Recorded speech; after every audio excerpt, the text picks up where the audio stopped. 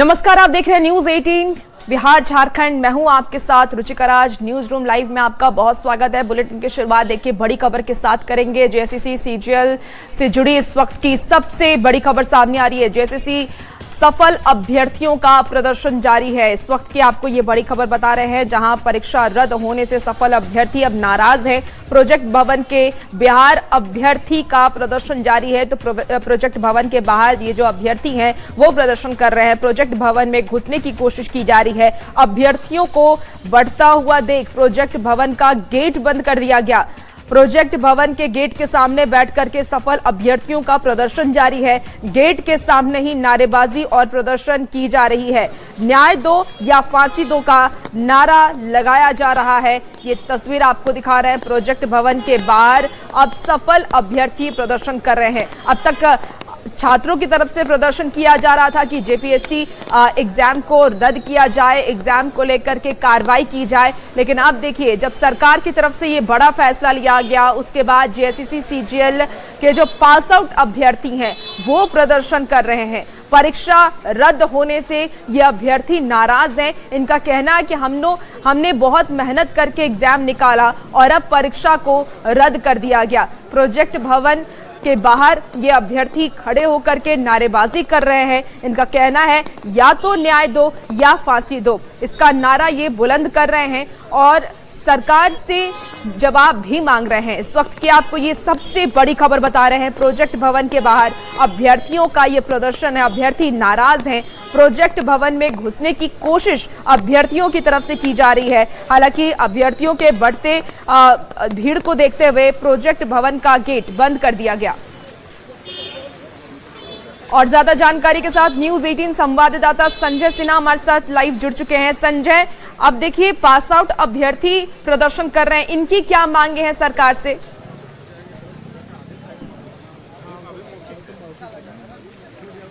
संजय, क्योंकि लगातार देखिए बिल्कुल तालियों की आवाज जा रही होगी, न्यूज 18 के दर्शकों के कानों में जा रही होगी। और हम इस समय झारखंड मंत्रालय देख रहे हैं, झारखंड मंत्रालय के गेट के ठीक सामने में है। और जो सफल अभ्यर्थी हैं वो लगातार जो है पहले सड़क के उस तरफ थे, लेकिन अब सड़क के इस तरफ आकर ठीक गेट के बाहर जो है वो खड़े हो गए हैं।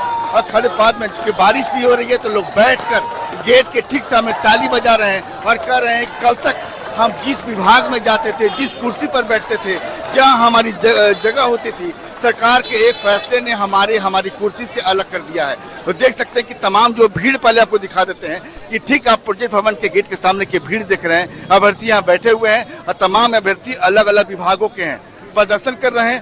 भाई, आप किस विभाग से हैं? आप? हम अब तो विभाग ही नहीं रहा मेरा। पहले कौन सा विभाग? जल संसाधन विभाग। जल संसाधन विभाग में पहले काम करते थे, अचानक जाने से क्या कहा गया?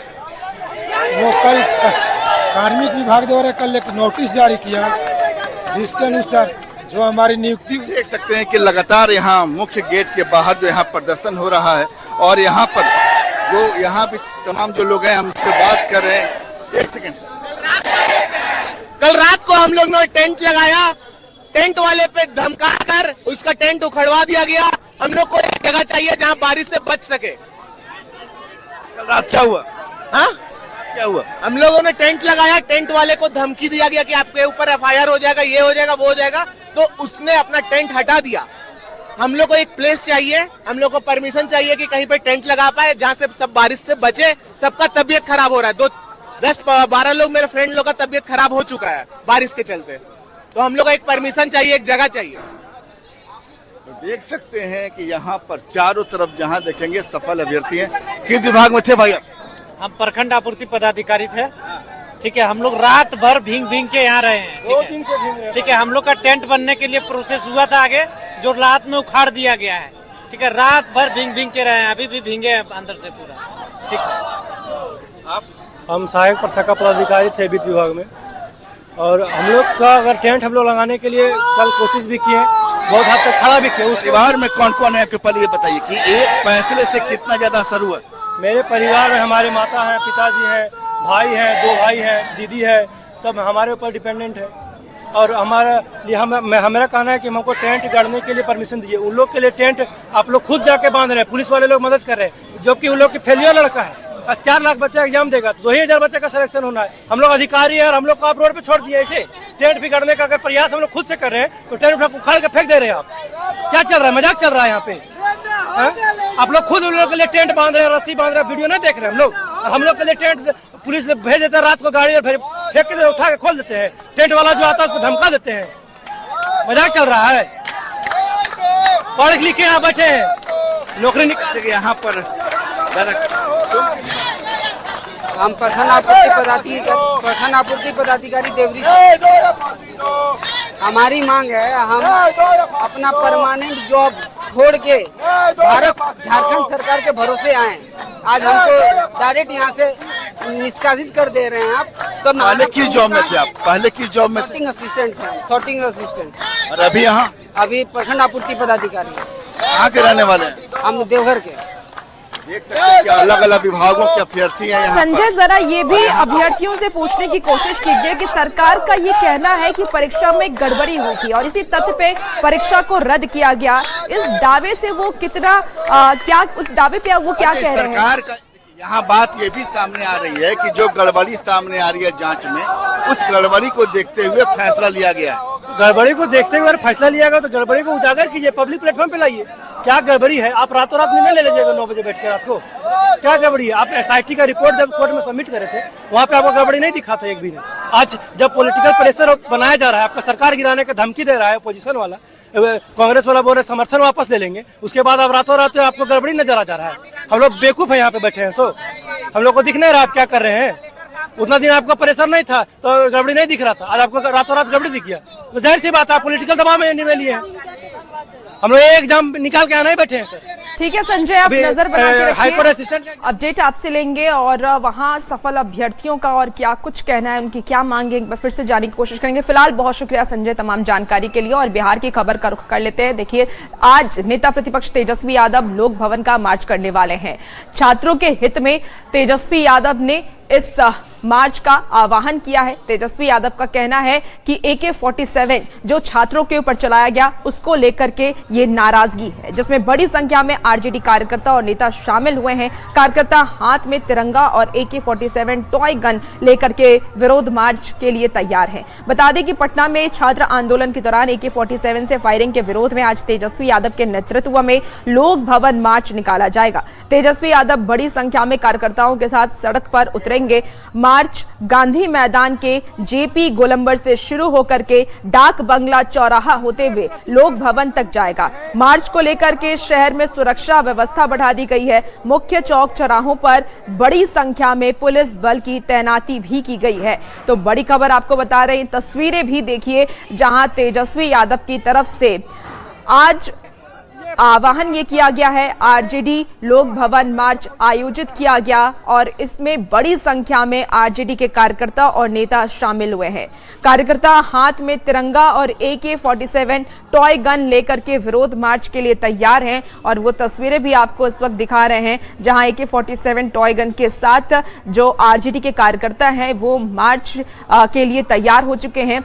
RJD का लोक भवन मार्च आज से होने वाला है और इस मार्च को लेकर के हालांकि सुरक्षा के भी पुख्ता इंतजाम किए गए। होना चाहिए कोई के सरकार रहे। अभी जो गुंडा सरकार जो है ना, जो बिना बनाया बिना जनता के चुने हुए सरकार है, ये अत्याचार हम लोग पर कर रहा है।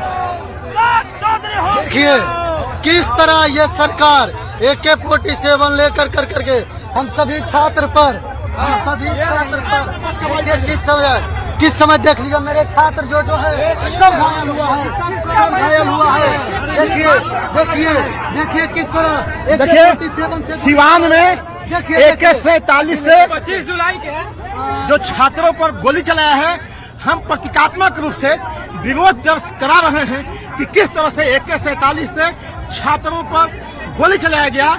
हम आज अपने लोकतांत्रिक ढंग से सरकार से मांग करते हैं कि AK-47 छात्रों पर चलाने वाले SP की बर्खास्तगी हो, उन पर कार्रवाई हो और जब तक यह कार्रवाई नहीं होगी यह शांतिपूर्ण मार्च। तो देखिए ये यहाँ पे देखिए हाथ टूटी हुई है, इनका जो सर फूटा हुआ है, ये कुल मिलाकर के ये दिखाने की कोशिश है कि किस तरीके से छात्र आंदोलन जो हुआ उसमें चोट लगी और उसका सड़कों पर जो है एक तरीके से कहें ये प्रतीकात्मक रूप से जो है वो हाथों में AK-47 लहरा कर ये दिखाने की कोशिश की गई है और ये एक संदेश देने का प्रयास आरजेडी कार्यकर्ताओं के द्वारा किया जा रहा है। कैमरा पर्सन दीपक के साथ रवीश नारायण, न्यूज़ 18 पटना। और इस बीच देखिए आरजेडी के मार्च को रोकने की भी तैयारी कर ली गई है। पुलिस की तरफ से बैरिकेडिंग की जा रही है। डाक बंगला चौराहे पर पुलिस की तरफ से बैरिकेडिंग की गई। इस वक्त की आपको ये बड़ी खबर बता रहे हैं, पुलिस के वरीय अधिकारी डाक बंगला चौराहे पर मौजूद हैं। जेपी गोलंबर से निकलेगा मार्च, बड़ी खबर आपको बता रहे हैं। आरजेडी के मार्च को रोकने की तैयारी पूरी कर ली गई है। डाक बंगला चौराहे पर रोकने की ये तैयारी है। पुलिस कर्मियों ने बैरिकेडिंग की है। पुलिस के वरीय अधिकारी डाक बंगला चौराहे पर मौजूद हैं। तो बड़ी खबर आपको बता रहे हैं, जेपी गोलंबर से ये मार्च निकलेगा, लेकिन उसके पहले पुलिस प्रशासन की तरफ से पूरी तैयारी कर ली गई है। तो आज ये मार्च निकलना है। तेजस्वी यादव ने इसका आह्वान किया है। लोक भवन तक ये मार्च किया जाएगा और इसको लेकर के अब डाक बंगला चौराहे पर देखिए पुलिस बल की तैनाती कर दी गई है। सुरक्षा के मद्देनजर बैरिकेडिंग किया गया है। पुलिस के वरीय अधिकारी डाक बंगला चौराहे पर मौजूद है।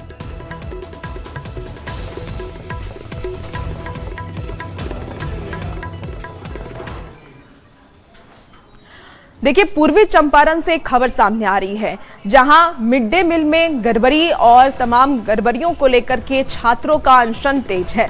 पूर्वी चंपारण में शिक्षा व्यवस्था पर करोड़ों खर्च के बीच बच्चों को मिलने वाले भोजन की गुणवत्ता पर सवाल खड़े हो रहे हैं। अंबेडकर छात्रावास में दूषित भोजन और कुव्यवस्था के आरोपों को लेकर के छात्रों ने करीब 20 घंटे तक अनशन और भूख हड़ताल की है। छात्रों के विरोध और हंगामे के बाद जिला प्रशासन की टीम मौके पर पहुंची और पूरे मामले की जांच की। जांच में पहुंचे सहायक कल्याण निदेशक ललिन ऋषि ने यह माना है कि छात्रावास में कोई खामियां मिली है, कई खामियां वहां पर मिली हैं और इससे पहले भी जांच के दौरान गड़बड़ियां सामने आई थी। उन्होंने दोषियों पर कार्रवाई का भरोसा दिया है। स्कूल के प्रधानाध्यापक और भोजन उपलब्ध कराने वाले जीविका समूह पर भी कार्रवाई की बात कही है। वहीं अभिभावकों का यह भी कहना है कि खराब भोजन को लेकर के पहले भी शिकायतें होती रही हैं। खास बात ये कि न्यूज़ 18 की टीम जब छात्रावास पहुंची तो स्कूल प्रशासन ने कैमरे पर बात करने से इनकार कर दिया। अब सवाल यही है कि बच्चों की थाली से जुड़ी इस लापरवाही पर कार्रवाई कब तक होगी।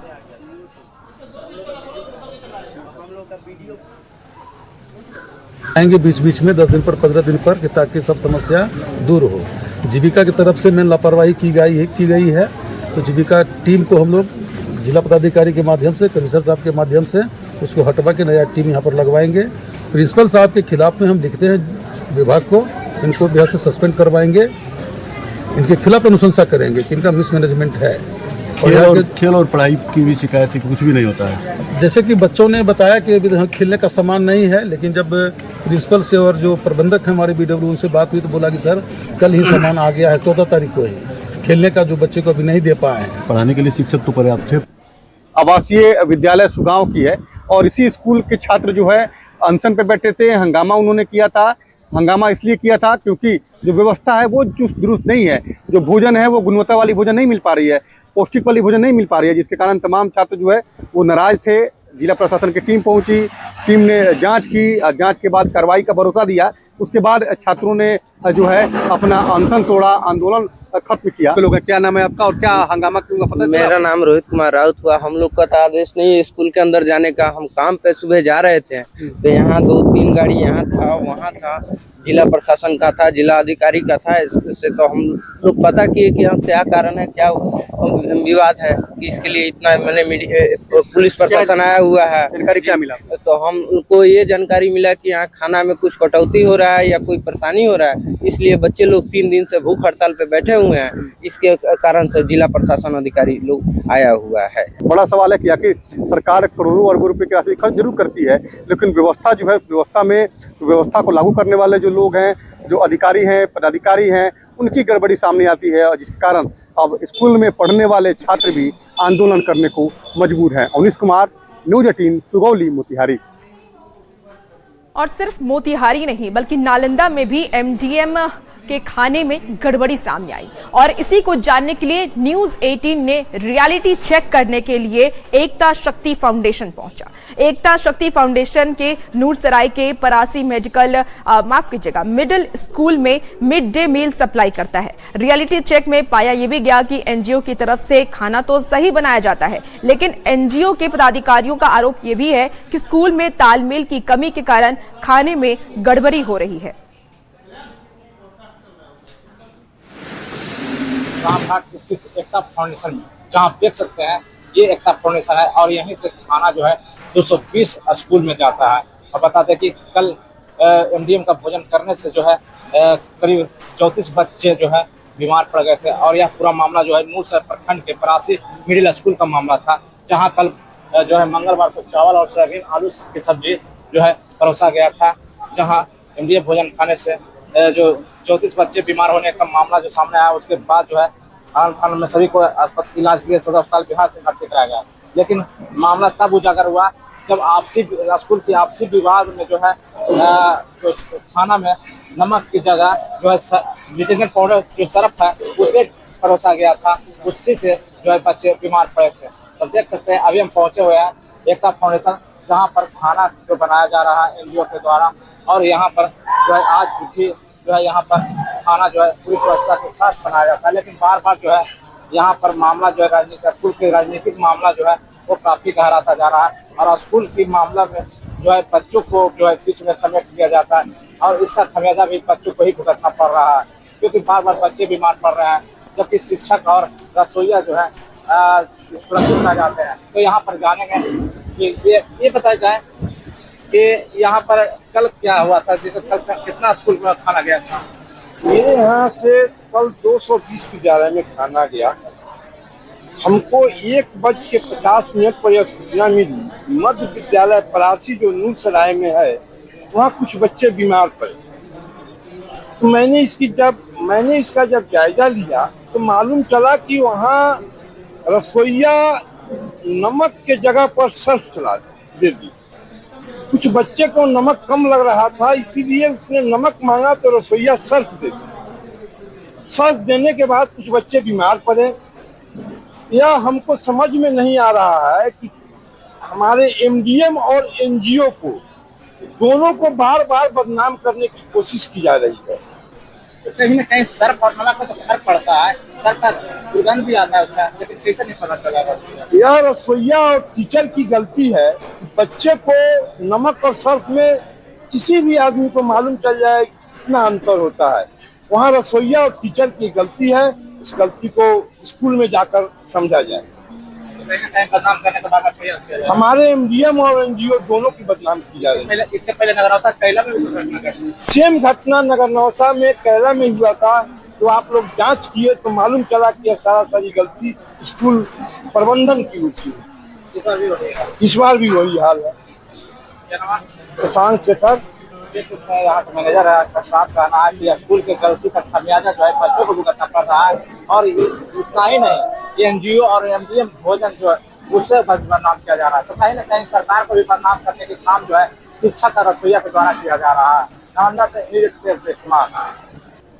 चलिए खबर अब आपको सासाराम से बता रहे हैं, जहां मॉनसून में तुतला भवानी वाटरफॉल अब पर्यटकों के लिए आकर्षण का केंद्र बन गया है। तो ये तस्वीर भी आपको दिखाएंगे जहां तुतला भवानी वाटरफॉल को देखने के लिए दूर दूर से पर्यटक पहुंच रहे हैं। आपको बता दें कि कैमूर पहाड़ी से करीब 200 फीट की ऊंचाई से गिरता झरना लोगों को खूब आकर्षित कर रहा है। दूर दूर से पर्यटक यहां पहुंचकर झरने का आनंद लेने के साथ तुतला भवानी मंदिर में पूजा अर्चना भी कर रहे हैं। रिमझिम बारिश के बीच झरने का खूबसूरत नजारा देखने को मिल रहा है। वन विभाग की निगरानी में पर्यटक झूला पुल का भी आनंद ले रहे हैं। माँ तुतला भवानी मंदिर बहुत प्रसिद्ध है, तो ये काफी मतलब मैं जैसा सुनी थी आके वैसा ही मुझे यहाँ लग रहा है। मुझे बहुत अच्छा लग रहा है। ये काफी सौंदर्य है। हम लोग घूमने के लिए बहुत हर जगह बिहार से बाहर जाते हैं, तो बिहार में भी ऐसे जगह है जहाँ पे हम गोवा या शिमला जैसे उससे अच्छी जगह यहाँ पे भी है, लेकिन हम उसको बढ़ावा नहीं दे पाते, जिस वजह से हम लोग पीछे रह गए हैं पर्यटन क्षेत्र में। अगर ऐसी जगहों को बढ़ावा दिया जाए तो ये बहुत आगे जा सकता है। हाँ, ये बहुत अच्छी जगह है। यहाँ है उसका रोहतास किला है। देखिए, इस मॉनसून में पटना के गंगा घाटों की तस्वीर बदलती हुई नजर आ रही है, क्योंकि जो जलस्तर है वो बढ़ता जा रहा है। मौसम विभाग की तरफ से जहां एक तरफ बारिश को लेकर के अलर्ट किया जा रहा है, तो वहीं गंगा का जलस्तर भी लगातार बढ़ रहा है। आपको बता दें कि गंगा की धारा खतरे के निशान के करीब पहुंच गई है। दीघा घाट हो या फिर गांधी घाट, हर जगह लगभग 40 से 45 सेंटीमीटर खतरे के निशान के नीचे गंगा पहुंच गई है। अनुमान ये भी है कि आने वाले दिनों में पटना में भी खतरे के निशान के ऊपर गंगा की धार नजर आएगी। राजधानी पटना में गंगा का जलस्तर लगातार बढ़ता जा रहा है। गंगा की जो धारा है वो खतरे के निशान के करीब पहुंच गई है और पटना में जितने भी गंगा घाट है वहां की तस्वीर अब आपको बदली हुई नजर आ रही है। दीघा घाट की तस्वीर हम आपको दिखा रहे हैं, जहां दूर दूर तक सिर्फ और सिर्फ गंगा की जो लहरें हैं वो नजर आ रही है। और ये जो मीटर की तस्वीर हम आपको दिखा दें, जहां पर अब जो गंगा की धारा है खतरे के निशान के करीब पहुंच गई है। दीघा घाट की अगर हम बात करें तो सिर्फ 42 सेंटीमीटर खतरे के निशान के करीब गंगा की धारा है और लगातार जो पानी का जल स्तर है वो बढ़ता हुआ नजर आ रहा है। इसके अलावा गांधी घाट पे भी खतरे के निशान के सिर्फ 41 सेंटीमीटर नीचे गंगा की धारा पहुंच गई है। कल से लगातार पानी बढ़ रहा है और अनुमान लगाया जा रहा है कि जो गंगा का जलस्तर है आने वाले दिनों में और बढ़ेगा। मंगलवार को पानी में बढ़ोतरी हुई है और यही वजह है कि जो खतरे के निशान के करीब गंगा का जलस्तर पहुंच गया है। ये तस्वीर दीघा घाट की, जहां दूर दूर तक गंगा की धारा नजर आ रही है और ऐसे में लोगों से लगातार जिला प्रशासन की तरफ से अपील भी की जा रही है कि बढ़ते जल स्तर में स्नान ना करें, क्योंकि कोई भी दुर्घटना घट सकती है कि आने वाले दिनों में गंगा की जो धारा है वो और बढ़ेगी। खतरे के निशान के करीब गंगा की जो धारा है वो पहुंच गई है। चाहे हम दीघा घाट की बात कर ले, एनआईटी घाट की बात कर ले, तमाम गंगा घाटों की जो तस्वीर है फिलहाल ऐसी ही नजर आ रही है। कैमरामैन अजय दुबे के साथ विनीता मिश्रा, न्यूज़ 18 पटना। तो बिहार में हवाई कनेक्टिविटी को लेकर के एक बहुत ही बड़ी और अच्छी खबर सामने आ रही है। गोपालगंज में अब एयरपोर्ट बनने वाला है और इसको लेकर के काम भी अब शुरू कर दिया गया है। देखिए, सम्राट चौधरी की तरफ से एयरपोर्ट को लेकर के घोषणा की गई और अब इसी के तर्ज पर काम शुरू हो गया है। मुख्यमंत्री सम्राट चौधरी की घोषणा के बाद केंद्र सरकार की उड़ान योजना में शामिल गोपालगंज के सेवैया एयरपोर्ट के चालू होने का रास्ता साफ हो गया है। जिला प्रशासन ने एयरपोर्ट की लगभग 432 एकड़ जमीन की जमाबंदी पूरी कर ली है। अब जल्द ही जमीन से अतिक्रमण हटाने का काम शुरू कर दिया जाएगा और ये एयरपोर्ट फिलहाल रक्षा मंत्रालय के अधीन है और अब यहां बाउंड्री निर्माण का काम शुरू कर दिया गया है। गोपालगंज के सांसद से जेडीयू के राष्ट्रीय कोषाध्यक्ष आलोक कुमार सुमन ने अपने सांसद निधि से एयरपोर्ट बाउंड्री के लिए पिलरिंग काम शुरू कराया है। बाउंड्री का काम पूरा होने के बाद एयरपोर्ट की जमीन नागरिक उड्डयन मंत्रालय को हैंडओवर की जाएगी, जिसके बाद यहां से घरेलू उड़ानों के लिए विमान कंपनियों के द्वारा बोली की प्रक्रिया शुरू होगी। सांसद ने यह भी कहा है कि सेवैया एयरपोर्ट को चालू करने को लेकर के रक्षा मंत्रालय और राज्य सरकार की ओर से सकारात्मक पहल की जा रही है। एयरपोर्ट का काम तो ग्रेजुअली सब स्टेप बाय स्टेप हो रहा है, क्योंकि बहुत बड़ा प्रोजेक्ट है और इसमें डिफेंस मिनिस्ट्री है इन्वॉल्व है, सिविल एविएशन मिनिस्ट्री इन्वॉल्व है, स्टेट गवर्नमेंट इन्वॉल्व है, तो सबको कोऑर्डिनेट करके इसमें चलना पड़ रहा है। काम तेज़ी से हो रहा है। हमारे वहाँ से मंत्री जी के आदेश पर एयरपोर्ट अथॉरिटी ऑफ इंडिया की टीम आई थी मई में। उन्होंने अपना सर्वे रिपोर्ट यहाँ से जाकर दिया और उन्होंने पॉजिटिव रिपोर्ट दिया है कि हम वहाँ से चलना चाहिए और रिपोर्ट माननीय मंत्री जी को मिल चुकी है। उन्होंने कंफर्म किया कि हाँ, रिपोर्ट हमें आ गई है, फेवर में है, मैं इसको चालू करूँगा। इसी बीच गोपालगंज से एक बड़ी खबर सामने आ रही है, जहां सरकारी स्कूल में चोरी हुई है। चोरी की वारदात को अंजाम दिया गया, ताला तोड़कर के चोरी हुई है। बड़ी खबर आपको बता रहे, गोपालगंज से स्कूल कार्यालय का ताला तोड़कर चोरी की गई है। एमडीएम के दस्तावेज ले भागे हैं चोर। कैश बुक, पंजी, मीना मंच पंजी की चोरी हुई है। कई सामान पर भी चोरों ने हाथ साफ किया। स्कूल प्रशासन ने कार्रवाई की मांग की है। बड़ी खबर आपको गोपालगंज से बताएं, जहां सरकारी स्कूल में चोरी की वारदात को अंजाम दिया गया। एमडीएम के दस्तावेज लेकर के भागे हैं चोर।